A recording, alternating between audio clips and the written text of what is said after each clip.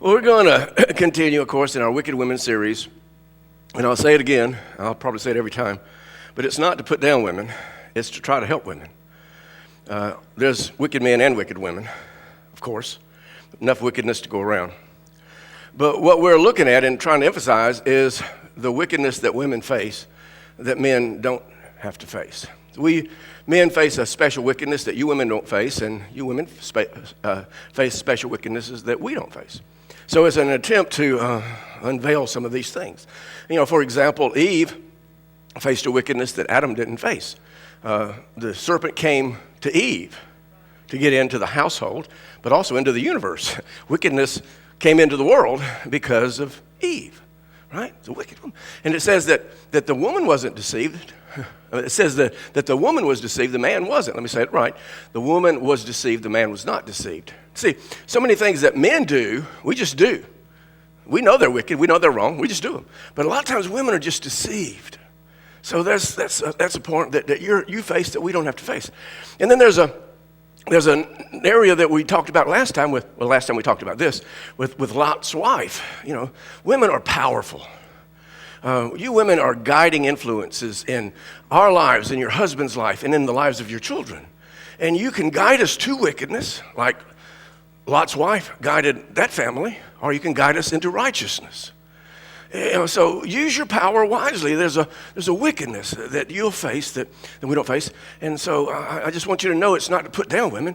It's to do the opposite. It's to try to reveal to you and identify the wickedness, some of the wickednesses that you're going to have to face so that you won't be a wicked woman. Okay? Now, I don't know how long our series is going to last. I don't like have 4, 5, or 6 that I'm going to do. And I don't have any difficulty doing long series. I mean, I do 1, 3, 4, 5 years. It doesn't matter to me. But and there's plenty of resources on this one. So I'm not going to run out of resources on it. But my intent here is to discuss and talk about some women that we are not real familiar with. You've heard about Jezebel, you've heard about Delilah. At least you know something about them, heard of something about them. That's not my intent. I want to talk about some of the women that are wicked and did some wicked things, but we don't hear about a lot, so that we can study them and draw from their lives and maybe relate to some of the things that these others have done as well. So that's what my intent is, and so therefore today, what we're going to be talking about is a wicked woman who doesn't even have a name. She's not given a name in the scriptures. We reference her as Potiphar's wife. The scriptures reference her as his master's wife, and I'll show you that here in just a second. Potiphar's wife. Now, she only has one big scene in all the Bible. And after that, we don't hear about her anymore. We really don't know what happened to her, like we did Lot's wife. So we don't know what really happened to her. But her big scene, she makes a grand entrance. And she's got this one-liner. I mean, this is her opening line. It's not the only thing she says, but it's her opening line. She's going to say it twice. But it's profound, and it tells us so much about this woman. So I want to read it to you. It's in Genesis 39:7. Here it is. And after a while, his master's wife, that's how the Bible references her, took notice of Joseph and said, and here's a line, "Come to bed with me." Whoa. That's a big opening line, isn't it? Tells you a lot about a married woman talking to a young man and what she's like. Now, to get to our vixen, our wicked vixen, I got to talk a little bit about the victim, Joseph. Most of you are familiar with Joseph. He's the kid that had a coat of many colors that his dad gave him. He was his dad's favorite child. And so his dad gave him this coat of many colors, which simply says, you're not going to have to work like everybody else. You're going to have to be special. And his dad is a patriarch, and his name is Jacob, who's later going to be his name changed to Israel. And it's by him he becomes the father of the nation of Israel. But right now he's Jacob. And Jacob had 12 sons by 4 women. He married 2 of them who were sisters and also his first cousin. How's that going? Then his 2 wives each gave him a woman, a concubine, their own servants. So he's got 4 women. And these 4 women, and Jacob, and these 12 sons and 1 daughter, all live together. And as you would imagine, in an extremely dysfunctional family, complete with hatred, complete with murder, complete with incest, complete with violence. This is the house in which Joseph is coming out of. So you really don't want a biblical household. You don't want a biblical family, right? And when you look at the Bible, the families in the Bible, you don't want one of those. Yeah. What you want is a Christian family, a Christian household. You want a New Testament household. That's what you want. You got one of those, you're going to be good. But you don't want a biblical household. Those things are bad stuff, man. But anyway, what's going to happen here is in a few years, maybe around 10 years from this particular point that I'm beginning at, there's going to be an extreme famine in the land. It's going to be so devastating that everything is going to perish in Canaan. It's that devastating. But God has a plan. And the plan is to get his people who are going to become a nation out of the famine and to save them. And what his plan is Joseph. Now he's got to get Joseph out of the land of Canaan where this famine is, and being just a cattle herder, just a farmer person, a Hebrew farmer.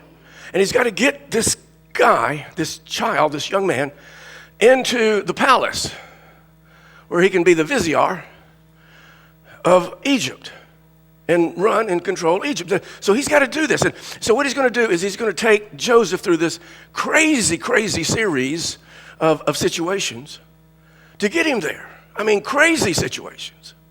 And all the time it's saying, then the Lord was with Joseph.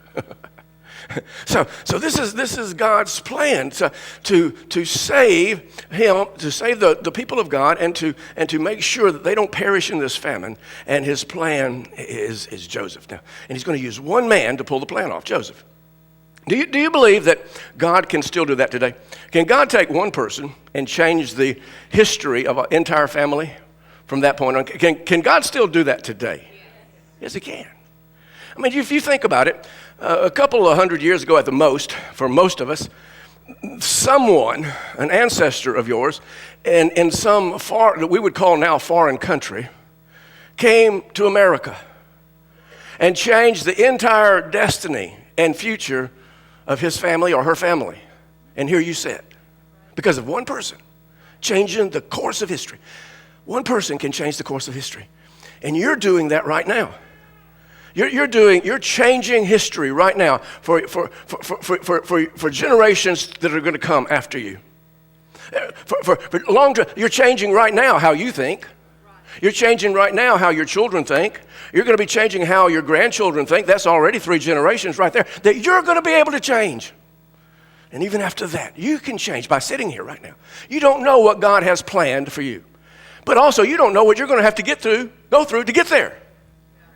There could be some crazy situations. But God has a plan for you. And if you'll trust him, and this is the lesson, if you'll trust God, he's going to get you there. And he's going to not bless only you, but he's going to bless your lineage to follow you. Okay, back to Joseph now. Joseph's brothers hated him. At least 10 of them did. Hated him. But not just because he had this special robe and cloak and he was his dad's favorite. Not just because of that, but because of what God was doing in Joseph. What God was doing is going to use Joseph. So he gives Joseph these obnoxious dreams.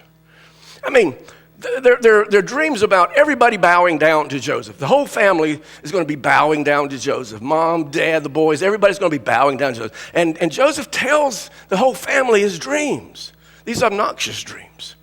And the brothers hated him because of the dreams more than they hated him because of the cloak. So one day, Jacob tells Joseph, I want you to go out into the fields. I want you to find your brothers, and I want you to tell me what they're doing. I want you to find out what they're doing, if they're working or if they're not working. I want to know. So he sends Joseph out there into the fields. And his brothers see him coming.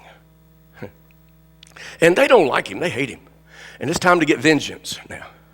So they have a plan. We're going to take this guy. We're going to kill him. So they grab him. They throw him in a pit.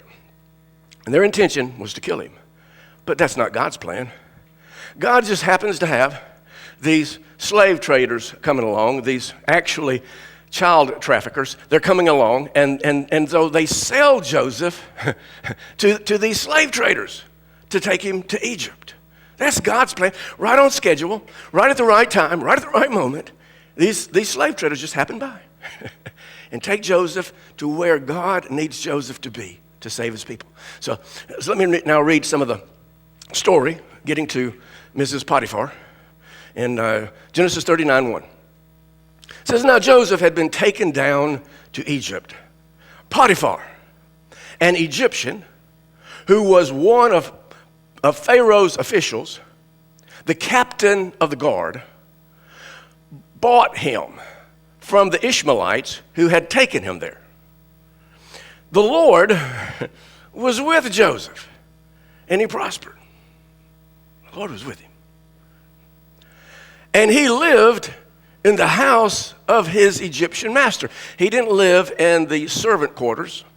He lived in the house with the master. And when his master saw that the Lord was with him, so it becomes apparent that Joseph is godly, that the Lord is with Joseph. When it becomes apparent, it's becoming apparent to everybody that the Lord was with Joseph and that the Lord gave him success in everything he did. Joseph found favor in his, Potiphar's, eyes and became his attendant. Potiphar put him in charge of his household, and he entrusted to his care everything he owned. Potiphar. Now, Potiphar is the captain of the bodyguards of Pharaoh. Potiphar is a bad dude. He's probably come up the ranks, taking people out. He'd take you out. And I see him as a big bad dude. You know, this is Potiphar. And his occupation demanded that. He has to be a bad dude to protect Pharaoh. But he's also an important person. He's an official. Everybody knows who Potiphar is. Everywhere Pharaoh is, there's Potiphar. He's the bodyguard. Wherever Pharaoh ate, Potiphar ate. He was where he talked to Pharaoh. He was right there. Everybody knew who Potiphar was and also knew who Mrs. Potiphar was. And it becomes kind of apparent as you read through the story here that she is more like his trophy wife and he is more like her meal ticket. Also, as we look at him, we see that he's quite wealthy. He's done very well in life. He has an estate. He has land. He has cattle and beasts out there, and Joseph is watching over those, and he has the household, and Joseph is attending all of these things as well. So he's quite wealthy. He's done really well in life. And also we see that he's a pretty wise person. You know, seems to be a pretty good judge of character. He judged Joseph's character really well. Joseph was put in. He saw that Joseph was successful and that God was with Joseph and the Lord was with him and blessing him. So he was a good judge. He seems to be a pretty good judge of character except for one person, and that's his wife. Now, what's interesting, what's really interesting here about Potiphar is about this whole situation is it keeps saying that the Lord was with Joseph and he gave him favor. As we finish up our study today, we're going to see that Joseph is going to go to prison. And again, we're going to read, and the Lord was with Joseph and gave him favor. Now, you know, sometimes we just don't understand what's going on in our lives. Sometimes, crazy things happen. I mean, your brothers throw you in a pit. They sell you to child traffickers. You end up in Egypt where you don't know a lick of what they're saying. You can't communicate. You end up here in this situation as a slave, and the Lord is with you, and you're going to end up in prison, and the Lord is with you. That doesn't seem like the Lord is with you. And here's the point that I want to make. See, God will bless you in your mess. As long as you're attempting to fulfill God's purpose, as long as you're not a closet Christian, as long as you're out there and everybody can see that you're in love with God and that you're a worshiper of God and you're successful and you're trying to do your job and you're trying to follow God's plan for your life, God will bless your mess. He will bless you in your mess, and maybe, just maybe, God put you in that mess so that he could bless you, but also bless your posterity. That he can bless your children and your grandchildren and that whoever's is coming down the road that you're going to be able to influence. That God puts you in that mess so that everybody can be blessed. It's not the devil. God will bless you in your mess as long as you're attempting to follow his plan for you. And there's no telling what kind of mess you're going to find yourself in. Just stay faithful to God, and he will continue to take care of you. I don't want to talk about Joseph any more than I have to, just to make it relevant to us. But Joseph ascends rapidly into the corporate system. He rises rapidly in the ladder of success. And Potiphar puts him as his number one guy, as his attendant, and take care of everything that he has. And the reason that he did this was because it was obvious that the Lord was with Joseph. That Joseph maintained his worship. He wasn't private about it. He was open with his worship. He was open about his love for his God. He was successful. He did what he was supposed to do. He was a successful manager. He was a successful attendant. He took care of administrative things, but he also worshiped his God, and he did his job well, and he was youthful. He was young. But the thing about all these additives and attributes, when you're successful, and when as we're about to read, good looking, and when you're intelligent, and when you're trying to do your best, and when you're godly and a worshiper of God, you become a very prime target of wickedness. So when you're really attempting to do well and wickedness comes at you, it's supposed to, because you're a prime target. So let's read now about Joseph's looking good and adding another additive that we haven't yet seen. In verse 6, it says this: Now Joseph was well built and handsome. All right, take that down right there, and let me work on that. In all of the Bible, it only gives us 5 men in which it talks about how good they looked. Well built and handsome. Joseph is the first one. The second one is King Saul. He's the head and shoulders guy, a big tall guy. He talks about how handsome he was. King David talks about how handsome and good looking David was. And then David's 2 sons, Absalom and Adonijah. And all of the Bible, that's the only ones that really comments about how good they looked. I mean, he's a looker. Joseph is a looker. Let me read on now. And after a while, his master's wife, there she is, took notice of Joseph and said, and here's her line, "Come to bed with me." Now, not only does he have all of these amazing attributes, but he looks good. He's well built, and he's handsome. And Mrs. Potiphar notices this, and she wants him. She's after him. He is the complete package. He's everything. I read a lot, and study a lot with him.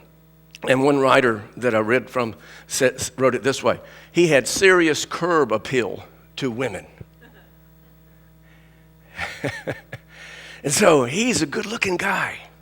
And Mrs. Potiphar, she wants him. Now, here's what's interesting. How old is Joseph? How old is Joseph? We don't know exactly at this time how old he was. We do know this, that in Genesis chapter 37 and verse 2, when Jacob sent Joseph out to check out his brothers, he was 17. He's 17 when he goes to Egypt. Thompson Chain Reference Bible attempts to give you the dates and times as it goes through the thing. And according to it, he's still 17. Now, I think a little time has passed. A little time has passed to get to this position where he's at. So let's add some years. Okay, let's say between 17 and 20. This is about his age that we would sort of see him at 17, 20. Now, he's forbidden fruit. But Mrs. Potiphar wants him. He's a Hebrew. And it is wrong for an Egyptian woman to hook up with a Hebrew. It's wrong. To the Egyptians, the Hebrews were nothing but farmers and trash and lowlifes. So it was wrong. But he was a perfumed Hebrew. He was a good-looking Hebrew, right? He was an educated Hebrew. He was a smart Hebrew. He looked good. And she wanted him, and she's used to getting what she wants. But he's forbidden fruit. But it should be an easy thing for her. I mean, it appears as we look at her, I mean, come to bed with me. That's just not something anybody would say. She's obviously experienced at being a nymphomaniac and wanting him. Come to bed with me. And he's, how old? How old is he? 17 to 20, something like that. Do you men remember when you were 17 to 20? Do you remember what your body was telling you and yelling at you? Your testosterone level was out of sight. It was off the roof, and it was screaming at you. He should be easy pickings for her. She wanted him. Now, this story is 37 centuries old, 3,700 years old. Now, as old as it is, it's as current as today's news and as current as Hollywood, right? Hollywood portrays it as, The Graduate and Mrs. Robinson, correct? And the news shows it as your son's teacher. Between the time of grammar school, middle school, high school, and college, your son is going to encounter at least one Mrs. Potiphar's. I did. You can tell by the way they sit on the desk. You can tell by the clothes they wear. You can tell by how they look at people. She's a wicked woman. And though for 3,700 years we've been told of the daring audacity of this woman, it doesn't give her name. You would think that a woman with this kind of daring audacity that the scriptures would tell us who she is, but it doesn't give us her name. Just references her as his master's wife. We reference her as Mrs. Potiphar, Potiphar's wife. You would just think. And so sometimes I'm amazed because it names some women. It names like Jezebel. It names Delilah. It names Rahab the harlot. It names some women, but it doesn't name others. And it's kind of fascinating because you see, the point is that she's not remembered for her name. She's remembered for her wickedness. Women, you're going to be remembered more for what you do than your name. Like I said, I read a lot as I'm preparing for sermons and looking at stuff. And one of the books that I'm reading is a book by Liz Curtis Higgs, and it's Bad Girls of the Bible. It's a good read if you're interested in that kind of thing. So I want to give you a little quote here from her book, and it says, more than 100 women in the scriptures are simply described in the scriptures as the daughter of, wife of, witch of, woman of, concubine of, widow of, nurse of, queen of, and naturally the mother of.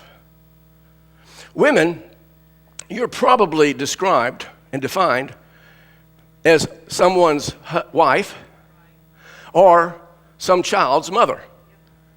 That's who you are.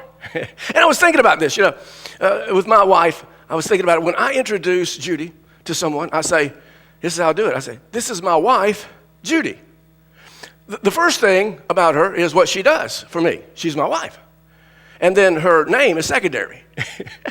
It's like unimportant. And I went further, thinking about my children. I remember one time Bonnie was introducing her mom to a woman. And she says, this is my mom. And that was it. This is my mom. This is what she does. She's my mom. There wasn't any name included. So the woman stood there for a few minutes, and then she looks at Judy. She says, she shook her hand. She says, I know you're Bonnie's mom, but what's your name? And Lance does the same thing. And say, women, I just want you to see this, is that you're going to do good things and you're going to do bad things. What you're going to be remembered for are the bad things. 3,700 years, this is how the Bible remembers her, as a wicked woman. Remembers her for what she did. And what she wants to do is Joseph.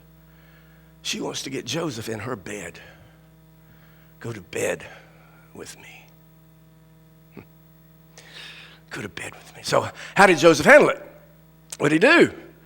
What would you guys have done? You're 17, 18, 19 years old. What would you do?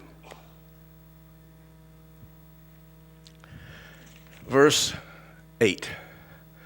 But he refused. He refused. He's a slave. He can't refuse. But he refused.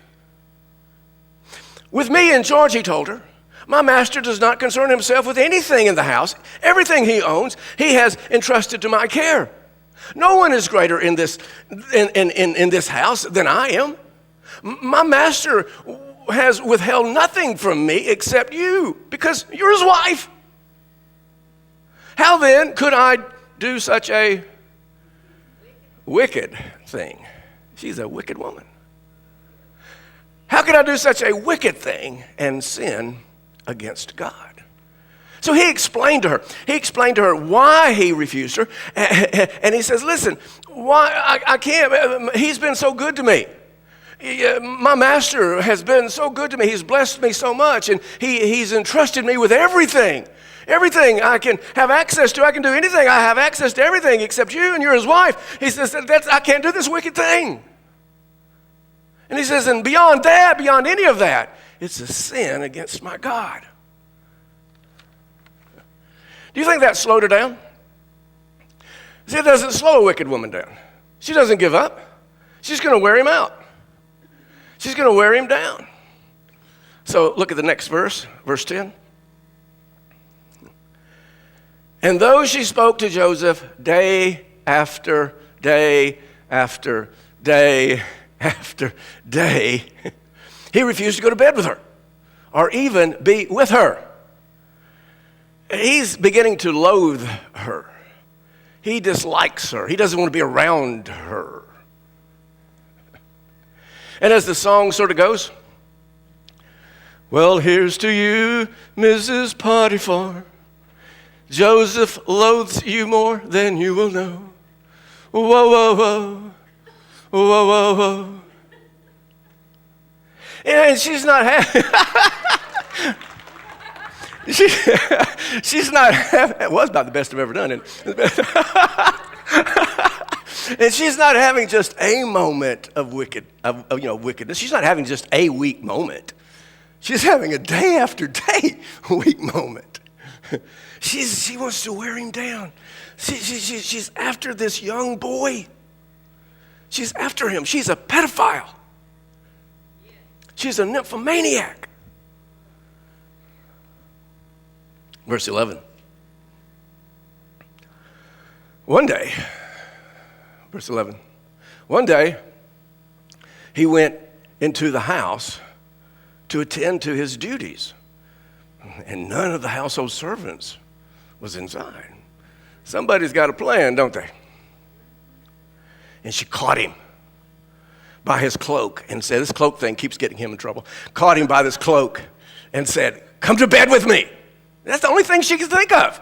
That's the only thing that's on her mind is going to bed with this boy. But he left his cloak in her hand and ran out of the house. Now, she was about as discreet as concrete. You know, I mean, she's just all into it. She is the closest thing in the scriptures to a nymphomaniac that you'll read about. I mean, Delilah had her thing going on with Samson. And there were prostitutes that are mentioned, but nothing like this. Jezebel didn't even do this kind of thing. She's just mean, just kill people. This is a wicked woman. And this cloak thing, it keeps getting him in trouble. Joseph, you just don't need to wear cloaks, buddy. It got him in trouble with his brothers, got him thrown into the pit, sold as a slave. Now it's got him in trouble with Potiphar. Verse 13. When she saw that he had left his cloak in her hand and had run out of the house, she called her household servants. Look, she said to them, this Hebrew has been brought to us to make sport of us. He came in here to sleep with me, but I screamed. What? Anybody hear a scream? Joseph's the one that screamed. They're outside.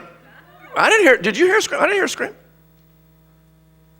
There's something fishy going on. And when he heard me scream out for help, he left his cloak beside me and ran out of the house. Next verse 16. She kept his cloak beside her. Now watch this. Until who? His master came home. Not her husband. Until his master came home. Oh, you're going to refuse me for your master? Well, we'll see. We'll see what your master has to say about this. Oh, your master, you don't want to betray your master. Well, we'll see what your master thinks about this.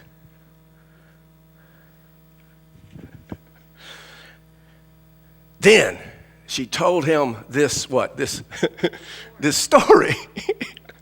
She's fabricating this story. That Hebrew slave it's your fault, you brought us, came to me to make sport of me. But as soon as I screamed, she's into the screaming thing. As soon as I screamed for help, he left his cloak beside me and ran out of the house. See, she was saying, you refuse me, Joseph? I'll get you, boy. I'll get you, boy.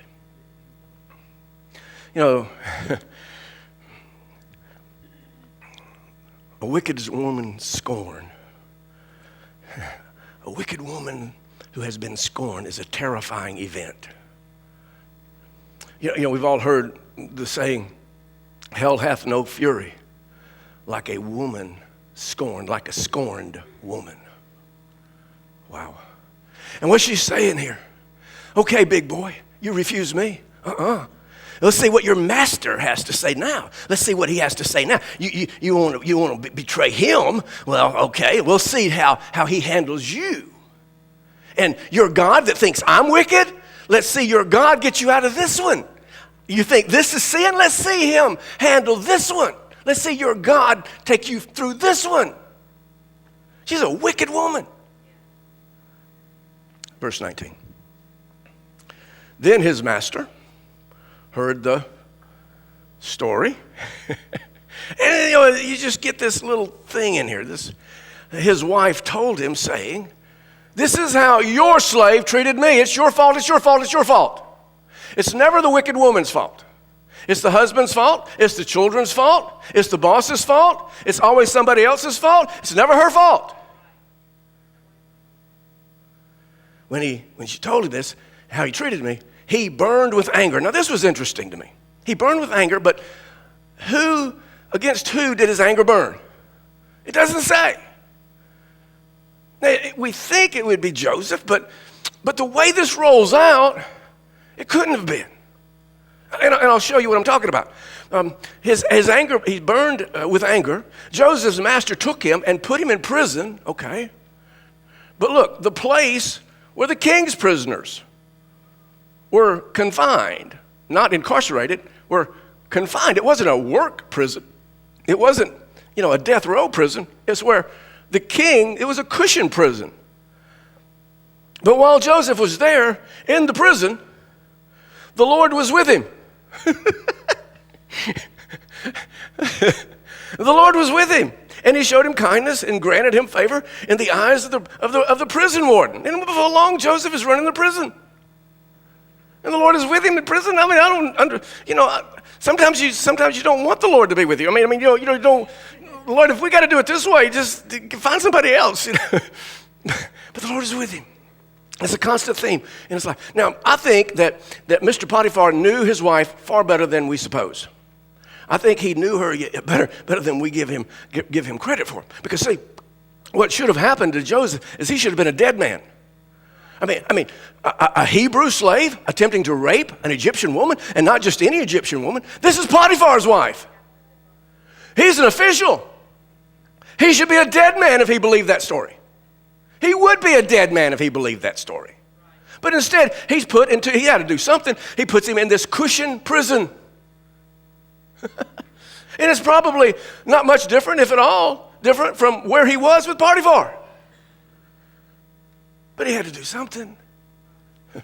And before long, Joseph is running the thing. And it's here. You see, what God does with all of us and does with Joseph is he takes him through these steps, these crazy, crazy events and situations, these crazy steps to get him to where he wants Joseph to be so that Joseph can become what God wants him to become. He throws him in a pit. He gets him sold to slave traders. He brings him to Potiphar's house, and he goes through this situation with Potiphar. And he's in jail. He's in prison. But what's going to happen is he's there, and he's going to start interpreting dreams. He's going to interpret dreams, and eventually he's going to interpret Pharaoh's dream. And he's going to interpret it so well, with such excellence, that he's going to become the vizier of all of Egypt. Now, we think the vizier is like second in command to Pharaoh, but I've got you, I think I got you the scripture there, but it's in Genesis chapter 44 and verse 18. No, that means he's equal with Pharaoh. He's the same as Pharaoh. Because of this, he got to be the person that God intended him to be so that he could save his family, the eventual nation. He could provide for them land, the land of Goshen, where they could become a nation. And he had to go through these crazy things. But as long as he stayed faithful to God and was open with his worship and did what he was supposed to do in life, God was with him. And God blessed him. And he was able to save his family, who became the nation of Israel. But what happened to her? We know what became of Joseph, but what became of her? What became of Mrs. Potiphar? Well, we're not told. That's all we're told about her right there. But we do know this. We know this for a fact, that for 3,700 years, we remember her wickedness. We remember what she did. And she's been talked about and discussed for 3,700 years because of the wicked woman that she was. You know, I have to think about it just a little bit. Here is Joseph going to become vizier. I wonder what she thought when she heard that Joseph was vizier. You know, do you think she trembled?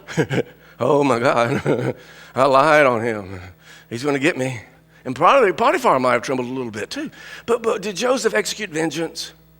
No, because Joseph saw everything in life. As long as we're serving God, as long as we're openly worshiping him, as we're going through life doing the best we can to follow his plan for our lives, and as long as we're trying to be successful in life, that God would be with us. And he saw this as just God's plan. That's how Joseph saw it. He never executed vengeance. He just didn't do that. He did that with his brothers. That's the way he approached life. But what happened to her? I don't know. Nobody knows. But do you know a woman like this? Do you know somebody like this? See, these are miserable women. They're lustful women, and they're never satisfied with a man. They can't be satisfied. Men are nothing more than conquest for them. And they become marked women. Society talks about them. People talk about them. They're marked. Their husband can never trust them. Their children are embarrassed by their own mother. Other women don't want to be around them, and definitely don't want their husbands around them, nor their children around them.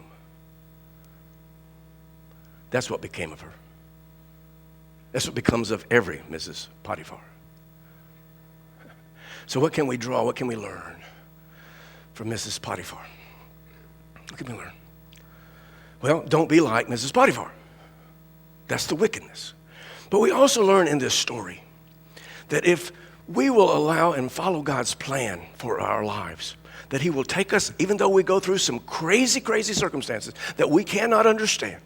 But as long as we maintain our worship with him, God's going to take us through these circumstances and bless our lives in our mess and take us and bless us and our posterity forever and forever and forever. That's what we can learn. So here's to you, Mrs. Potiphar. Whoa, whoa, whoa. Whoa, whoa, whoa. Let me pray. Father, thank you for our time.